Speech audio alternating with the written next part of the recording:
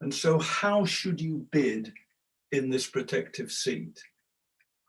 And the theory goes, base everything on the borrowed king principle, which means that what we're going to pretend to do is we're going to reach over the table, pinch 3 points from our partner, hence the king, pinch 3 points of our partner and pretend that we've got 3 high card points more than we actually have.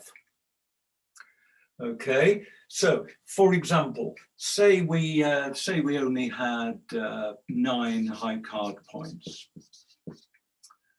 but it was the sort of hand that fits a takeout double, for example.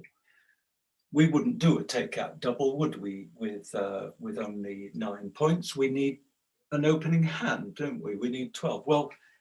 Well, actually, because we've borrowed a king from our partner, we have actually got 12 points, and therefore you pretend you've got 3 points more than you've got, and you bid accordingly. So, and to be honest, you can now just race off and bid in the protective seat, and that's really ultimately all you need to know, that you bid pretending you've got 3 extra points.